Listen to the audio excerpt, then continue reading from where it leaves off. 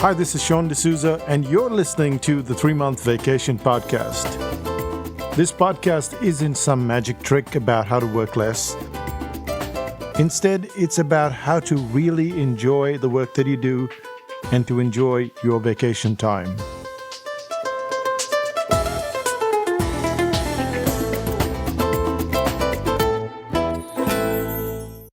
This is the 3-Month Vacation. I'm Sean D'Souza, and you're listening to episode 109.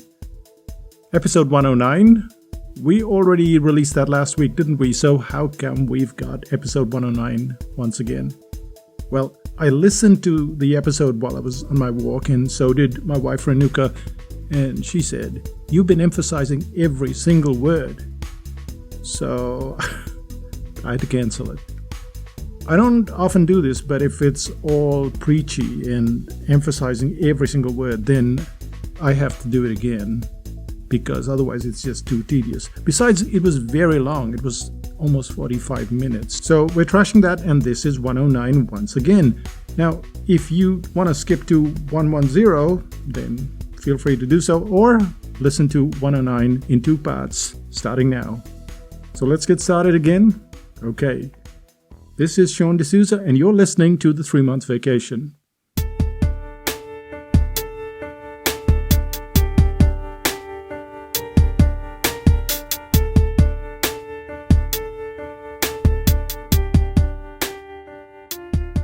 It was around the year 2000. Technology companies that were considered extremely viable reported huge losses and folded. These losses created an economic cascade which came to be known as the dot-com crash. Stuck in the middle of this mess were thousands of programmers, and one of them was a woman called Kathy Sierra. If you've ever dipped your toes into the programming language Java, you're likely to have heard of Kathy Sierra. Her book series Headfirst Java has sold well over 1 million copies, so if you look back at the past 10 years or more, there is Sierra's book, one of the longest-running bestsellers of the decade. Yet, Sierra isn't one of those in-your-face internet marketers. Her blog is untended. She jumped off social media back in 2007 and only reluctantly got back in 2013. Now, she speaks at conferences, but it's a very rare treat. But back to Sierra's disaster story.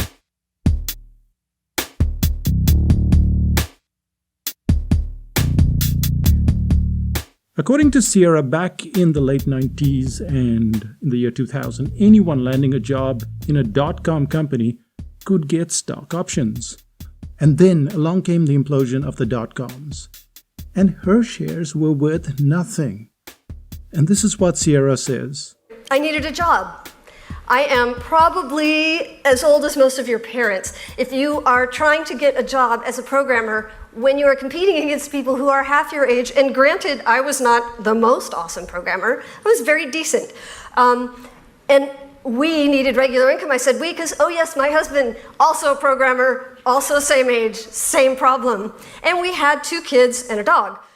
In short, Kathy Sierra was at a dead end when she wrote her book, Headfirst Java. Yet, Sierra believes in the concept of consumption.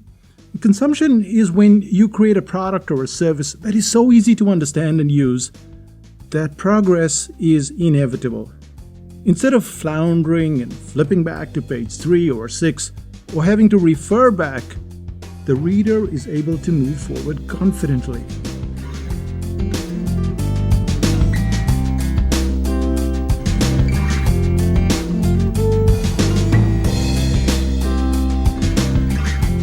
Today, we're going to dig deep into that concept of consumption from a Sierra point of view.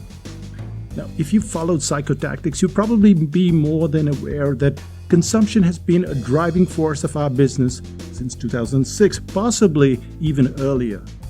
However, I really like Kathy Sierra's work. I really like her passion. I even like the name, A Brain-Friendly Guide, that is the title on all her books. Granted, she has just 2 books, but it's there on all those books. And though I won't ever bother with Java, there are 3 concepts of Sierra's consumption model that I would like to share with you. Ready? Well, here goes. Why do readers seem to get stuck? There are 3 factors. The first factor is the dependence on memory. Factor number 2 is not identifying confusion. And factor 3 is the perfect life. Let's get cracking with the first factor, the dependence on memory.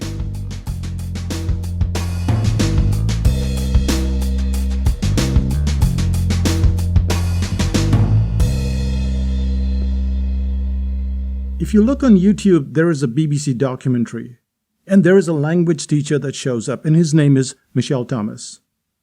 Now, Michelle is shown looking around the classroom filled with desks. The sunlight is streaming through the windows, but Thomas's face is slightly grim, as if he is reaching for a painful memory. This reminds me of my own classrooms.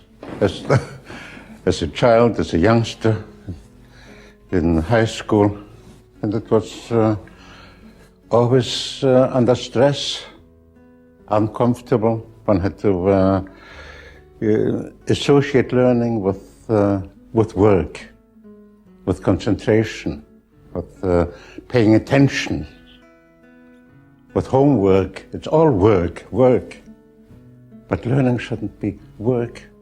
Learning should be excitement. Learning should be pleasure.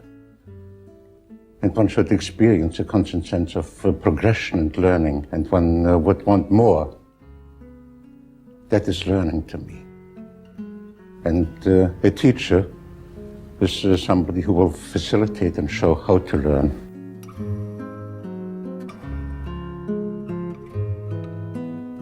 Thomas's classroom looks very different from the traditional classroom. The desks, they're gone. The students help cart in their own furniture, mostly sofas.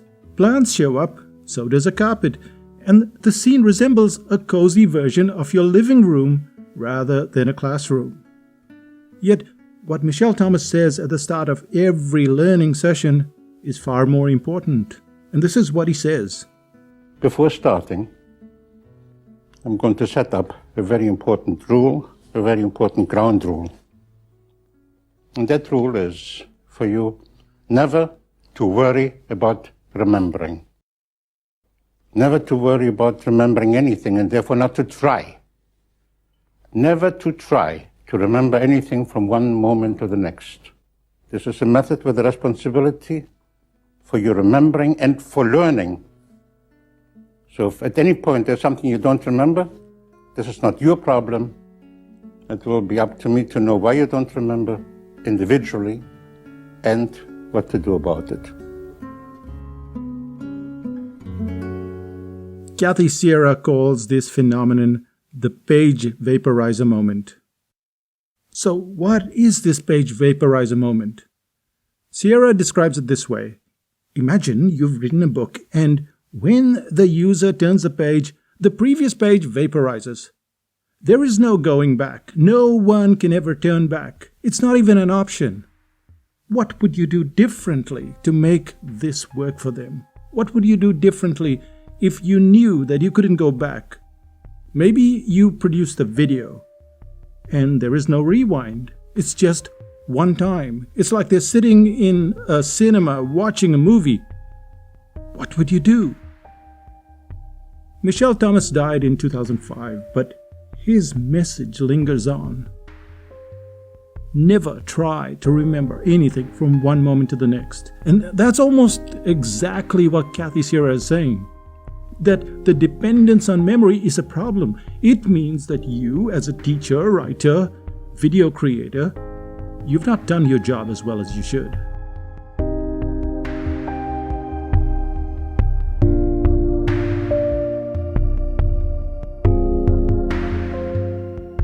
Kathy Sierra and her husband, they weren't writers. They just loved Java so intimately. It was the one thing that they adored, and so they decided to write about it. They didn't know squat about writing or publishing. They even had so many rejection slips until they ran into the publisher O'Reilly. O'Reilly decided to give them a chance, but the reality is that they needed the money desperately. With both of them out of a job, they needed to get their revenue from the book sales alone. So when Sierra and her husband sat down and they expressed their source of income for the future, their editor started laughing. And he said, "You're going to have to be in the top 2 or 3 selling books for this programming language." So they decided to look up Amazon. And when you look up Amazon, there are not 500 or 1,000 results. There aren't even 10,000. There are 27,078 results. So Sierra and her husband decide to filter the search string. They choose just 2 words and they put in Java programming. And there are still 16,348 results. But Kathy and her husband knew that the book needed to work. They had kids and they had no prospects because they were middle-aged. And this was looking terribly bleak. So they started out the process by looking at the competition. And what they found staggered them. They found that so many Java books were just absolutely stunning. They were fabulous. And that they couldn't beat over 16,000 books by making their books slightly better. So they went for a goal that most books, and I mean any books, not just Java programming books, most books miss to this day. They set out to write a book where a page would vaporize the moment after you read it.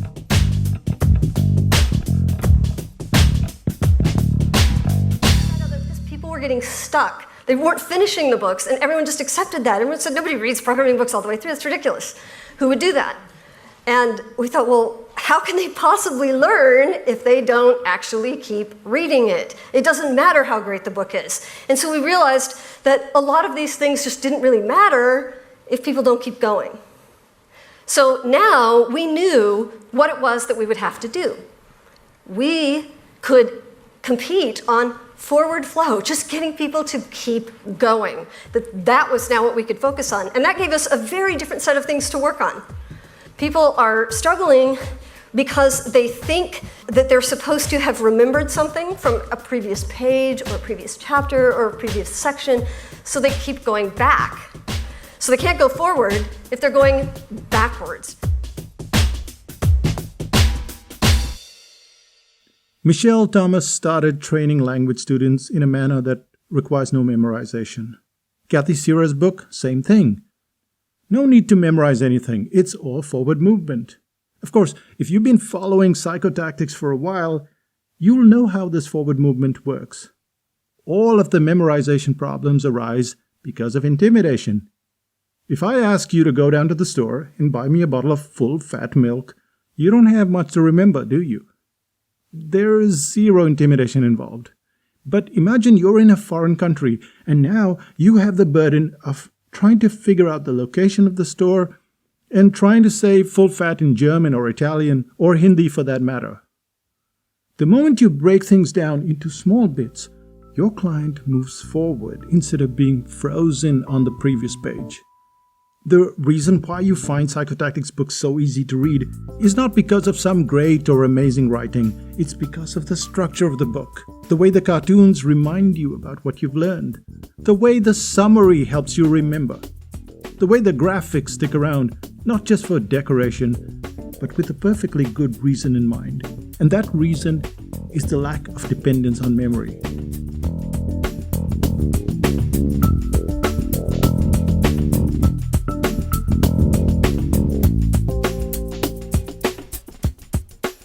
It's not like we haven't created bad products or training before. We have. When I first started out at Psychotactics, I remember conducting a workshop in Auckland. And the workshop was 2 days long, and it had enormous amounts of information. One person literally fell asleep after lunch. And yet, I plowed on with the training. I felt it was my job to keep the workshop going until the very last minute. I felt that when I wrote a book, it needed to be 200 pages long. And now I know better. The goal is not information, it's skill. If you as a client can't read Kathy Sierra's books and you don't know how to program in Java, then she has failed in her job. If you try to take on French or Italian or German, and Michelle Thomas doesn't make you feel like a native speaker, then he's failed. I started out writing books that were 200 pages long. and sometimes the book needs that much depth, and sometimes it doesn't. The uniqueness course notes were a little over 90 pages, I think, and the storytelling course notes, they were a lot less than that. We found people were going backwards, says Kathy Sierra, and they were getting confused. And that takes us to our second point. What causes this confusion? Let's find out.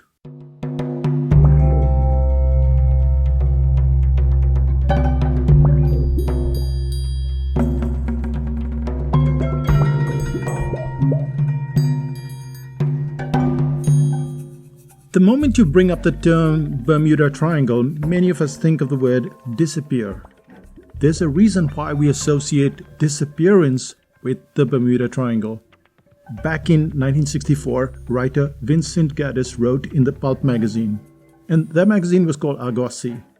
And he spoke about this boundary of the Bermuda Triangle.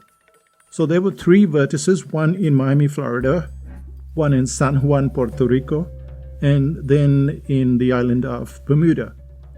It was always in this triangle that planes and ships seemed to mysteriously disappear. Now imagine you're a captain out at sea, out there in the mid-Atlantic. You probably don't believe a word about the Bermuda Triangle. You know it's a myth. There is no basis for ships or planes disappearing. Yet you know that should your vessel disappear, this would be the place where the crazy stuff would happen. You know that you're in these weird waters and you're expecting the worst and preparing for the best.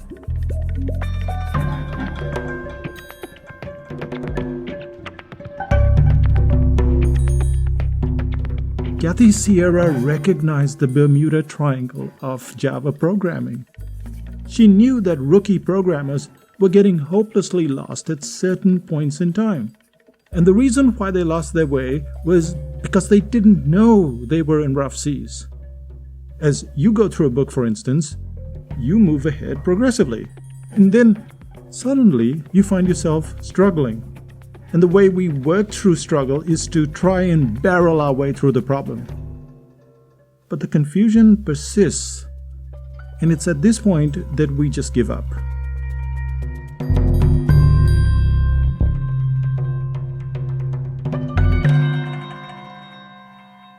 When we conduct the article writing course, there's one point where everyone struggles. It's called the first 50 words. Now, the first 50 words are the opening portion of your article. We all know how hard it is to get started on an article, but even so, when you're on a course, you expect that the teacher's guidance will keep you going. You've read the notes, you've listened to the audio, you've gone over the assignment, and the assignment isn't just a hit and run. The assignment stretches over the whole week. Now, surely that's enough to understand and to implement the lesson. But it's not. It's rough work. And as a teacher, I should have realized it earlier. But until 2015, a whole 9 years after I first offered the article writing course, I didn't have the insight to spot the problem. Only in 2015 did I allocate 2 whole weeks to the first 50 words. And then only in 2016 did the first 50 words section move earlier into the course instead of much later. It was the roughest, toughest patch of ocean, and I didn't tell clients it was difficult. And when I mean tell, I mean I did tell them, but it's not enough to tell. You have to make changes so that the client doesn't give up.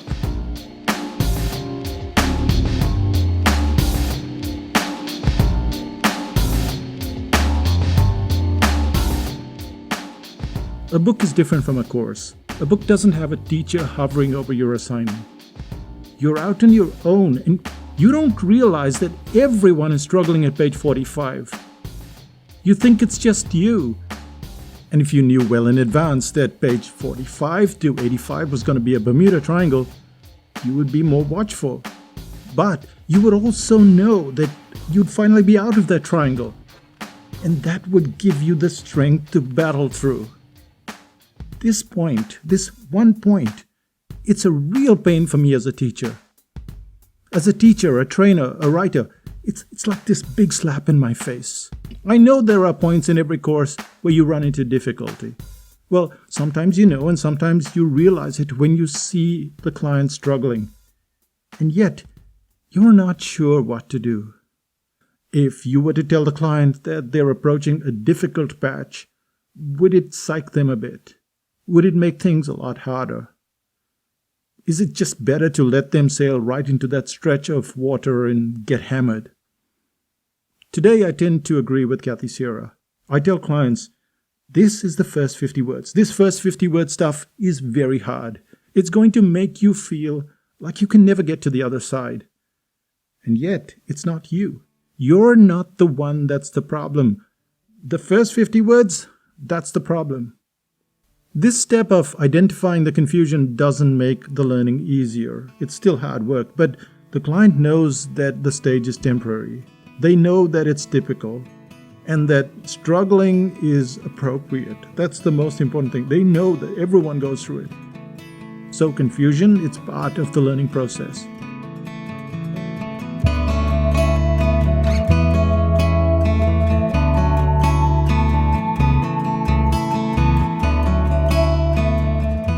Kathy Sierra's book started out as a rank outsider, then moved to 1 million copies.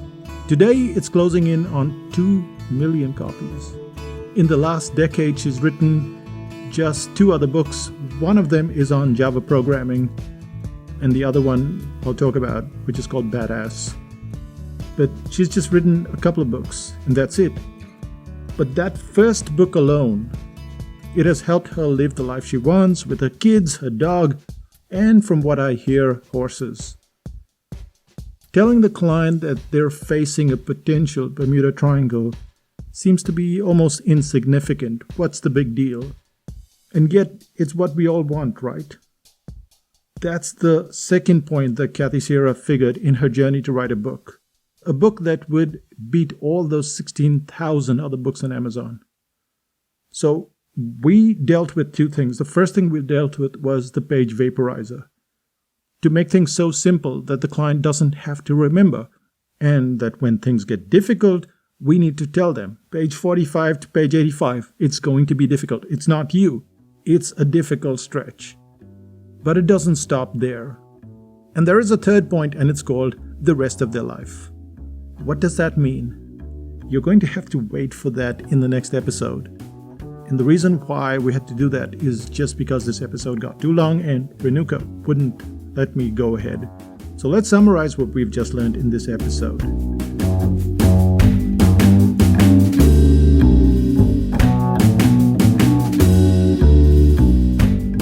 The first thing that we did was the page vaporizer moment.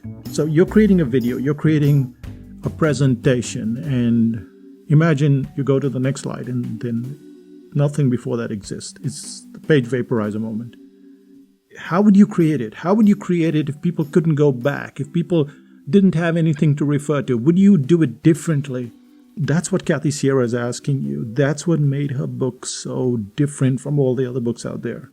And that's what a teacher does. That's the teacher's responsibility, to make it simple so that if the page vaporizes, no problem. The second thing we looked at is remarkably simple. It's just telling the clients, this is a difficult stretch of water. And that way the client knows that it's not just them that's struggling, but everyone struggles. It's very easy to do this as a teacher, and this is the one thing that you can do today. Identify where people are struggling and tell them this is the point where the struggle begins and this is where it ends. And you will have done your clients a big favor. And that brings us to the end of this podcast. So let's find out what's happening in Psychotactics Land.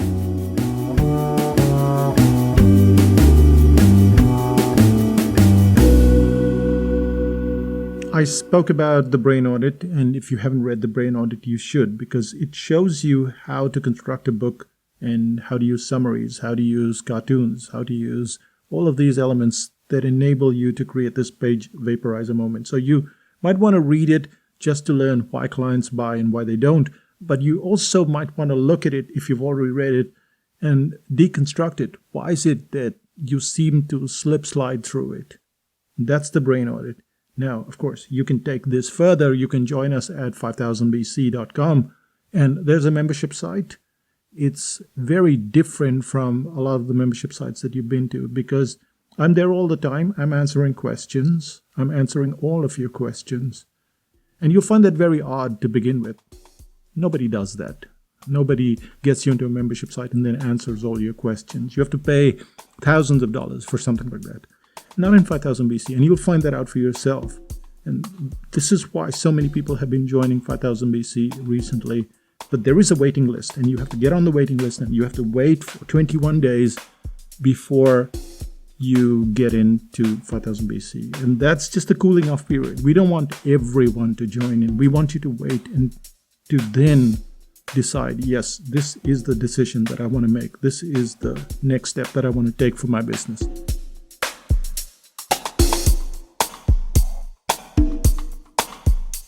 So that's 5000bc.com. We're also getting the pre-sale book out. Now, this is called a course, the pre-sale course, but it's really one PDF. And it shows you what we do, why we sell our courses so quickly, why some courses sell out in 20 minutes.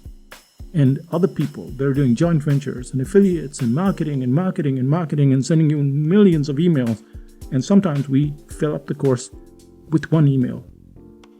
So how is that done? That's what the pre-sale course is. That's coming out shortly on the 15th of October, but before that is the article writing home study. This is not the live course, this is the home study where you study by yourself, and that's on the 17th of September. 5000 BC members get first preference. There are only 30 copies. I know it's weird, nobody does this. We do weird stuff. 30 copies, once they're gone, then we have to wait for the next time, which is in 2017. So, article writing home study showing up in the pre-sale course. And that's me, Sean D'Souza from Psychotactics Land, saying bye for now, and we'll continue this episode in part 2. Bye-bye.